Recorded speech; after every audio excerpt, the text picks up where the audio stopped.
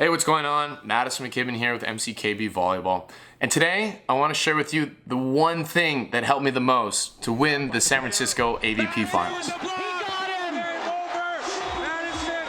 So one common misconception that people think that as professional athletes, we don't get nervous. And it's so not true.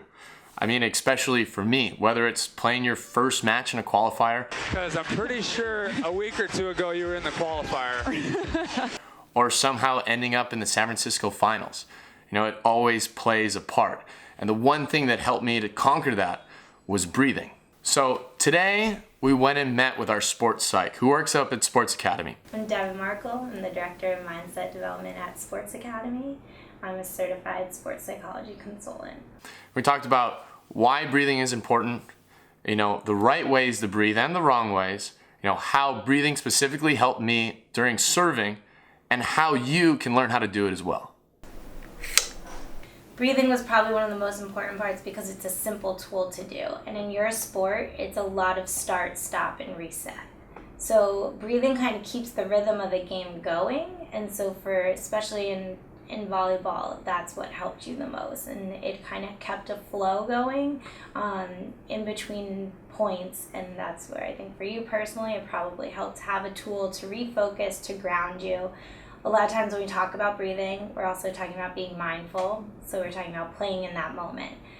Focusing on our breathing makes us focus on that moment. And so for you, instead of thinking about where is this serve going to go or how am I going to react when they return it, you're focusing just on what you are doing in that task right then and there. Why is breathing important in sports?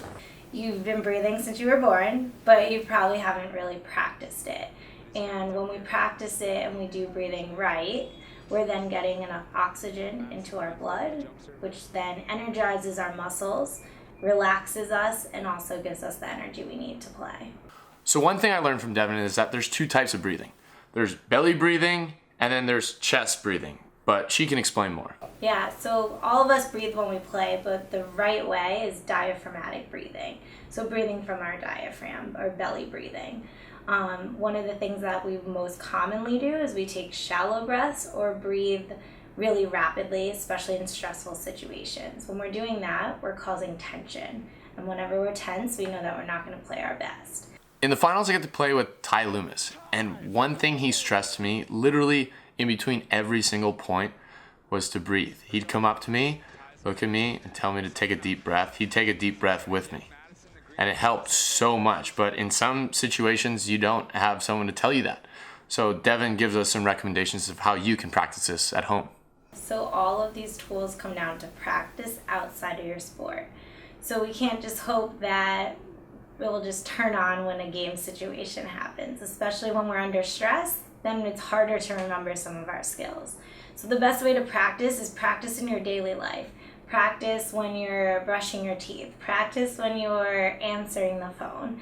So the more that we practice consciously throughout the day, the more so it will carry into our sport. So listen to Devin, you can practice them at home. But the things that she went over were the physical benefits of breathing, which is increased oxygen and increased energy as well as relaxation to your muscles. But she also touches upon the psychological benefits. I think one of the biggest things with breathing is talking about being that present focus, present-minded. So that's where, even though we breathe every day, it's unconscious. It kind of happens. You can control it though, and that's the biggest takeaway, is that the more you can control your breathing, the more you're controlling your mindset and your emotional regulation in a match. So just remember belly breathing over chest breathing, and it's just another one of those tools to add to your toolkit. And like Devin said, it's a simple tool, and you can use it easily if you just practice it. So I know it's a little bit different than our normal beach volleyball skill videos, but if you did like it and really want to see more videos like this, please like and leave a comment. And if you really, really liked it, then subscribe right here.